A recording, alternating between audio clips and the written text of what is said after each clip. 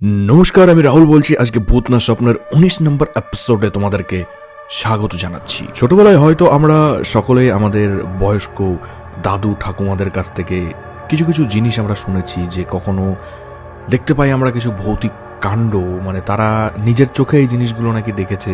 আমারই মনে আছে, আমার ছোটবেলায় আমার দিদা ঠাকুমারা আমাকে বলতো তারা নাকি কোনো ফাঁকা রাস্তা দিয়ে যাওয়ার সময় কখনো কখনো পেছনে কোনো বিড়ালকে অথবা কোনো পশুকে পেছন পেছন আসতে দেখতো। তো কখনো কখনো দেখা গেছে দাদু যখন সকালবেলায় উঠে যখন মাঠের দিকে যেত, এটা দিদার মুখে অবশ্য আমি জিনিসটা শুনেছি, তখনকার সময়টাকে নিশিরাত বলা হতো, মানে ভোরের আগে। আই থিঙ্ক জিনিসটা আমি একটু কনফিউজ, তো যাই হোক, তোমরা হয়তো অনেকে জানো, ভুল ত্রুটি হলে মার্জনা করো। ভোরের আগের যে রাতটি আশা করি, তো সেই রাতটিকেই নিশিরাত বলা হয়। তো সেই সময় যখন যেত, তারা অনেক সময় এই ধরনের জিনিস লক্ষ্য করতো, কিছু মানুষ তাকে তাড়া করছে, বা কিছু মানুষ তারই সামনে দিয়ে আপন মনে কি যেন বিজবিজ করতে করতে এগিয়ে যাচ্ছে, অথচ তাদের মুখটা কিন্তু স্পষ্ট দাদু বা সেই ব্যক্তি দেখতে পারতো না। আবার কখনো কখনো মনে হতো তারা, বলতে পারো, কিছুটা জমি থেকে বা মাটি থেকে কিছুটা 4 থেকে 5 আঙ্গুল ওপরেই যেন অনেকটা ভেসে ভেসে যাচ্ছে, বলতে পারো। হ্যাঁ, এই ধরনের কিছু অ্যাক্টিভিটির কথা আমার মনে পড়ে। তো আজকে সেরকম ধরনের একটি বাছাই করা গল্প নিয়ে আমি তোমাদের সামনে হাজির হয়েছি। তো বেশি কথা বাড়াচ্ছি না, তাড়াতাড়ি কানে হেডফোনটি কিন্তু পরে নাও, কারণ গল্প কিন্তু বহুত ইন্টারেস্টিং হতে চলেছে বন্ধু। তো সেই জন্যই বলছি, তাড়াতাড়ি কানে হেডফোনটি পরে নাও, গল্পটি কিন্তু দারুণ পরিমাণে ইন্টারেস্টিং হতে চলেছে। তো বেশি কথা না বাড়িয়ে আমি তাড়াতাড়ি শুরু করছি। আমি রাহুল বলছি, তোমরা শুনছো আজকের 19 নম্বর এপিসোড ভূত না স্বপ্নের। আজকের গল্প নিশির ডাক। জনটা তখন একেবারে কোলের ছেলে।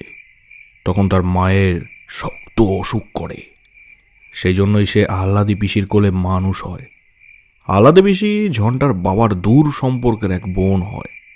মাথায় একটু ছিট আছে তার, কারণ সিট আছে বলেই শ্বশুর ঘরে ঘর করতে পারেনি। আবার কারণে অকারণে এলোমেলো আহ্লাদির মতো কথা বলে, তাই তার নাম হয়েছে আহ্লাদি। বাড়ির ছেলে মেয়ের সে তাই আহ্লাদি পিসি। মায়ের অসুখ থেকে সেই যে যন্ত্রণাটাকে সে কোলে তুলে নিল, তারপরেই ছেলেটা ওর এমন ন্যাওটা হয়ে গেল যে মায়ের অসুখ ভালো হলেও আহ্লাদি পিসি আর ওকে কোল থেকে নামাতে চায়নি। ঝন্টাও আহ্লাদি পিসি বলতে একেবারে অজ্ঞান। আহ্লাদি পিসি স্নান করিয়ে দেবে বলে পিসিকে না হলে ঝন্টার এক মুহূর্ত চলে না। ঝন্টার মাও 7 ঝামেলার দিবা রাত্রি জড়িয়ে থাকেন, তাই আহ্লাদি পিসির কোলে ছেলে দিয়ে তারও সকল রকমের নিশ্চিন্ত। আহ্লাদি পিসি মাছ খেতে বড্ড ভালোবাসত, বিশেষ করে শোল মাছ। ঝন্টা যখন একটু বড় হলো, সে পিসির জন্য নানান রকমের মাছ ধরে নিয়ে আসতে লাগলো। পিসি একগাল হেসে বলে, ভাগ্যিস আমার ঝনটা ছিল, তাই দুটো মাছ ভাত খেয়ে বেঁচে আসি। বর্ষার জলে নদীলালা ভরাট হয়ে গেছে, নিজের পুকুরের জল ফুলে ফেপে উঠেছে। ঝন্টা গভীর রাতে গিয়ে নানান জাতের মাছ ধরে নিয়ে আসতে লাগলো, বিশেষ করে আহ্লাদি পিসির জন্য শোল মাছ। যদি পায় তবে তার মুখে হাসি ধরে না। আহ্লাদি পিসি মরলে যে ঝন্টাই গয়ায় তার পিণ্ড দেবে, এই কথা সে সব জায়গায় বলে বেড়ায়। আহ্লাদি পিসি হঠাৎ 3 দিনের জ্বরে মারা যায়। দিব্যি শক্ত সমর্থ আহ্লাদি পিসি, দেহের রোগ বলাই নেই, অমনভাবে যে হঠাৎ মারা যাবে তা বাড়ির কেউ ধারণাই করতে পারেনি। দুর্দান্ত দর্শী ছেলে ঝন্টা আহ্লাদি পিসির মৃত্যুর পর কে যেন তার মুখে বোবা কাঠি ছুঁয়ে দিয়েছে। কারুর সঙ্গেই কথা কয় না, খায় দায় না, উদাস চোখে এদিকে ওদিকে তাকিয়ে থাকে। ছেলে যেন দিন দিন শুকিয়ে যেতে লাগলো। রাত্রিরেও ঘুমায় না, ঘুমের ঘোরে হঠাৎ ধর্মর করে উঠে বসে। মা সুদোয়, হ্যাঁ রে ঝন্টা, বিছানার ওপরে উঠে বসলি কেন? এখন তো অনেক রাত, ঘুমিয়ে পড়। ঝন্টা ফ্যাল ফ্যাল করে এদিক ওদিক তাকায়, তারপর ফিস ফিস করে কি যেন বলে এবং সে মাকে বলে। আহ্লাদি পিসিমা আমায় ডাকলো যে। শুনে মা শিউরে ওঠেন, ঝন্টার গায়ে মাথায় পিঠে হাত বুলিয়ে দেন, মুখে বলেন রাম নাম। পাড়ার 5 জন বৌঝি বলে, ঝন্টার মা, ওর দিকে বেশ কড়া নজরে রেখো, পোড়ামুখী আহ্লাদি মরেনি, তাই বুঝি এখানে আশেপাশে ঘুরঘুর করছে। ঝন্টাদের বাড়ির নিচে পুকুর পাড়ে একটা শ্যাওড়া গাছ।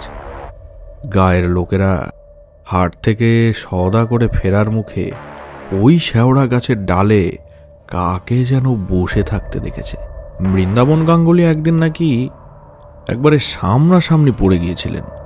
বললেন, ভাগ্যিস আমি বুদ্ধি করে পৈতেটা হাতে জড়িয়ে ধরে গায়ত্রী জপ করতে করতে হাঁটতে শুরু করলাম, নইলে ঝন্টাদের পুকুরের খালে আমার ঘাড় মোটকে রাখত। এইভাবে সারা গায়ে একটা চাপা ফিস ফিস আলোচনা। কেউ বিশ্বাস করে না, কেউ হেসে উড়িয়ে দেয়। তখন আষাঢ় মাস, আশেপাশের নদীনালা বর্ষার জলে ভরাট হয়ে গেছে। ঘোলা জল পাঁক খেতে খেতে ধানের জমি ভরিয়ে মাঠকে মাঠ ডুবিয়ে উঁচু নিচু গায়ের পাথরগুলিকে পিচ্ছিল করে ঝন্টাদের বাড়ির পুকুরের খালে এসে ঢুকেছে। তখন বোধ করি দুপুর রাত। এমন একটা জ্যোৎস্না ফুটেছে যে আশেপাশে দূরে সব কিছু নজরে পড়ে, কিন্তু ভালো করে ঠাহর করা যায় না। মনে হয় যেন একটা পাতলা কুয়াশা জ্যোৎস্নার সঙ্গে মিশে গোটা গ্রামটিকে ঘিরে রেখেছে। মায়ের পাশে শুয়ে ঝন্টা অকাতরে ঘুমাচ্ছে। বাড়ির পেছনের দিকে দিয়ে একটা কালো বিড়াল বিকট ভাবে ডেকে গেল।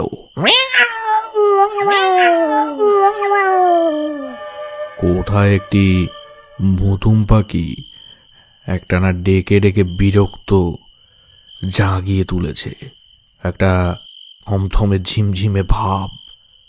এমনি সময় ঝন্টার হঠাৎ মনে হলো ঘরের বাইরে দাঁড়িয়ে আহ্লাদি পিসি ওকে ডাকছে, বলছে, ওরে জন্টা, শিগগির আয়, তোদের পুকুরে নতুন জল এসে কত মাছ উঠেছে, দেখবি আয়, তোর পোলোটা নিয়ে আসতে ভুলিস নে যেন। আচমকাই ঝন্টার ঘুম ভেঙে গেল। সে বিছানার উপরে উঠে বসলো। আশেপাশে তাকিয়ে দেখলো সবাই অকাতরে ঘুমাচ্ছে। তার মায়ের ডান হাতটা ওর গায়ের ওপরে ছিল। আস্তে আস্তে হাতটা সরিয়ে রাখলো। কে যেন কানের কাছে বলল, দরজাটা ভেজিয়ে দে ঝন্টা, নইলে ওরা জেগে উঠবে যে। ঝন্টা বিনা প্রতিবাদে ঘরের দরজা ভেজিয়ে দিয়ে হন হন করে হেঁটে পুকুরের ধারে চলে গেল। নিশুতি রাত, কেউ কোথাও জেগে নেই। কলকল করে বর্ষার জল ঢুকছে খালে। ঝন্টা ছপ ছপ করে পোলো ফেলছে আর রাশি রাশি মাছ ধরছে। এ তো শোল মাছ। কোত্থেকে এলো ঝন্টা ভেবে কিনারা পায় না। যে খৈলের সঙ্গে এনেছিল সেটা মাছ ভর্তি হয়ে গেল। কিসের যেন একটা পোড়া গন্ধ ক্রমাগত তার নাকে আসছিল। কার আকর্ষণে ঝন্টা সেই মাছ ভর্তি খৈলে নিয়ে এগিয়ে চলল। এ কি, এ যে সেই শ্যাওড়া গাছ। আমায় শোল মাছ খাওয়াবি?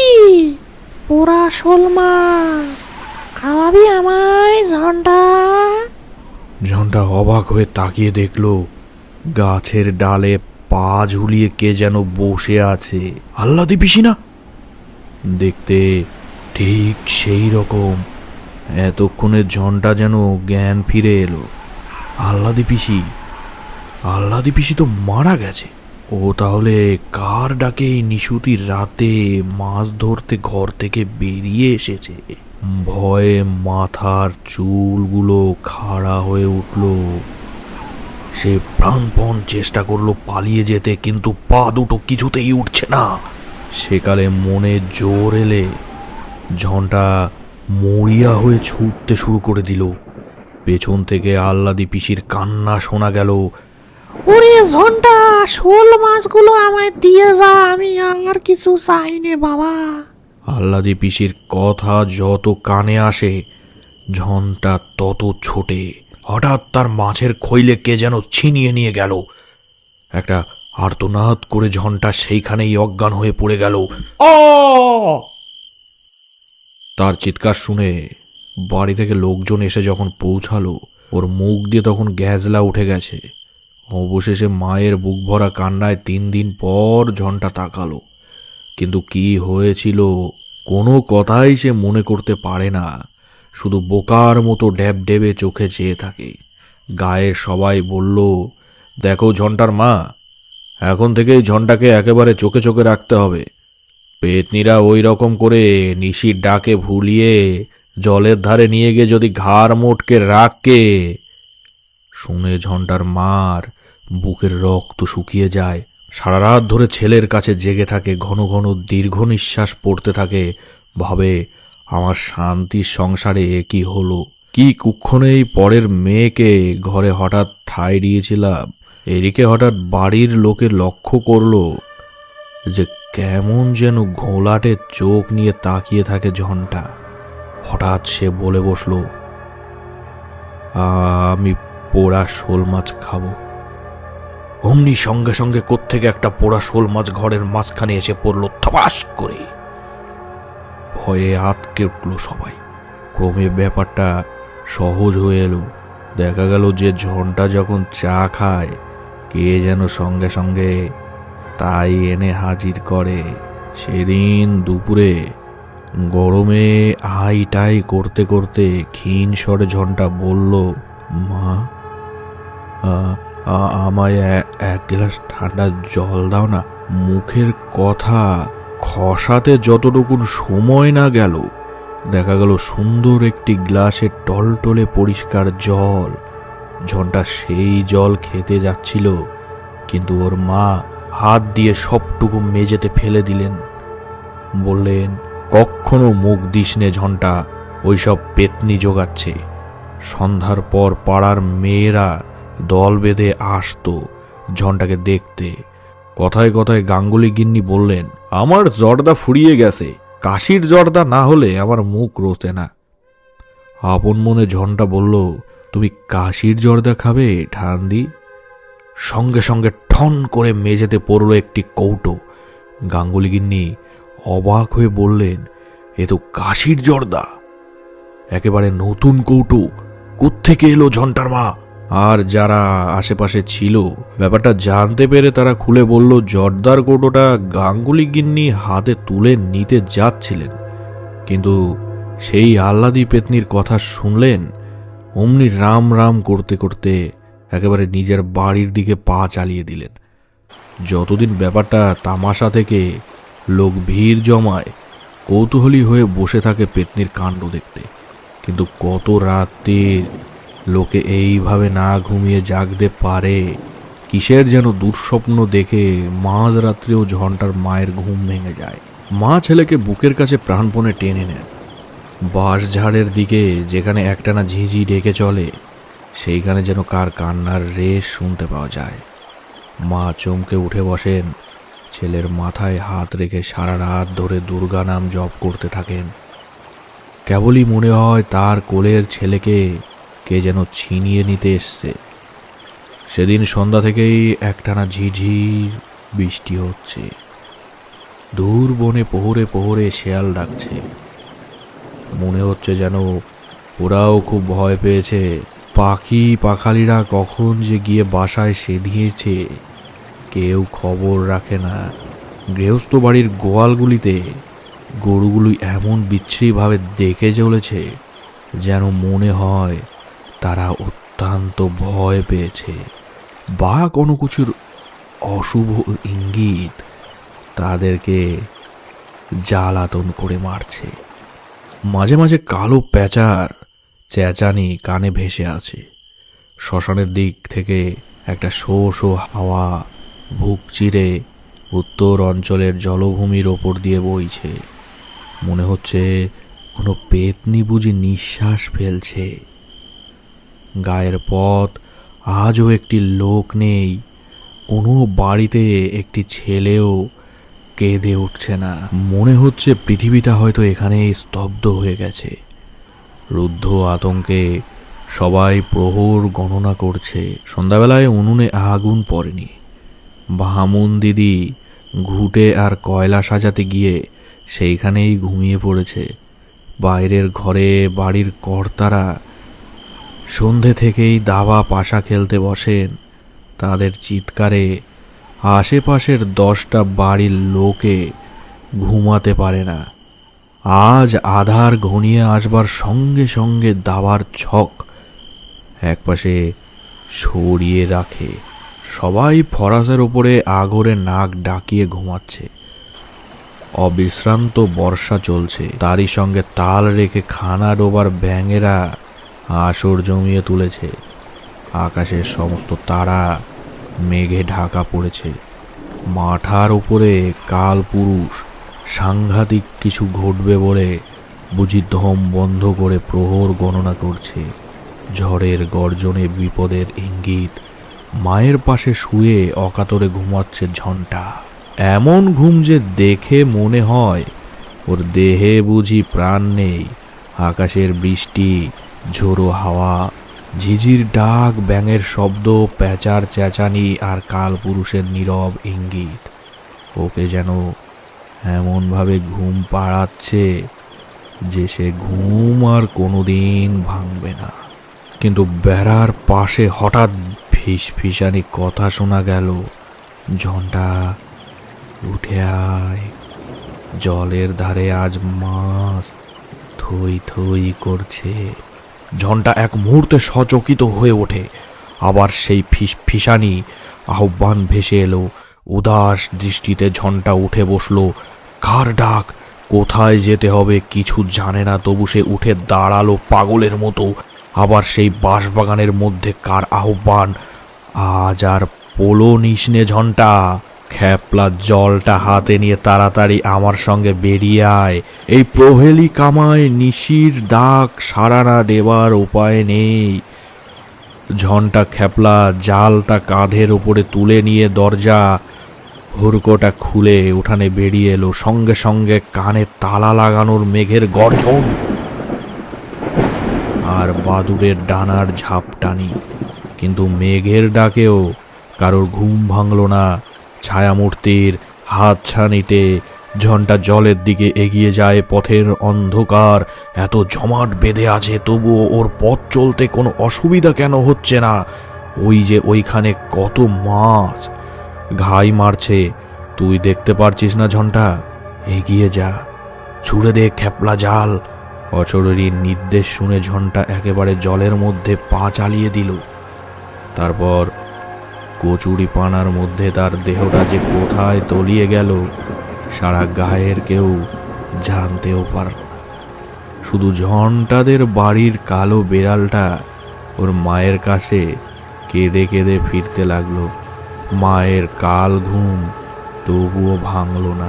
পরদিন জেলেরা যখন ঝন্টার মৃতদেহটা জলে টেনে তুলল, সারা গায়ের মানুষজন একেবারে হুমড়ি খেয়ে পড়ল। গায়ের একজন বয়সী মহিলা কপালে চাপড়ে বললেন, আহ্লাদি পোড়ামুখী পেতনি হলেও ওকে ভুলতে পারেনি, তাই তো রাহু হয়ে ঝন্টাকে কোলে টেনে নিল। এইভাবেই বহু বছর কেটে গেছে। এখনো গায়ের লোকেরা একটু বেশি রাত্রিরে জলার ধার দিয়ে যেতে ভয় পায়। মনে হয় কে যেন ওখানে কেঁদে কেঁদে এলো চুল উড়িয়ে বুক চাপড়িয়ে ছোটাছুটি করে। শুনছিলেন নিশির ডাক। গল্পটি তোমাদের কিরকম লাগলো আমাকে কিন্তু ফিডব্যাক হিসাবে একটি কমেন্ট তোমার সুন্দর হাতে লেখা এটি উপহার দিয়ে যেও। অনেক কষ্ট করে তোমাদের জন্য এই সুন্দর সুন্দর গল্পগুলো কালেক্ট করে তোমাদেরকে পাঠ করে আমি শোনাই, শুধু তোমাদের রাতের ঘুমটা যাতে একটু ভালো হয়। আমার জন্য আর বেশি কিছু তোমাদের করা লাগবে না, জাস্ট ভিডিওটি ভালো লাগলে একটি লাইক করে একটি তোমার সুন্দর হাতে লেখা মিষ্টি কমেন্টের মাধ্যমে আমাকে উপহার দিতে পারো।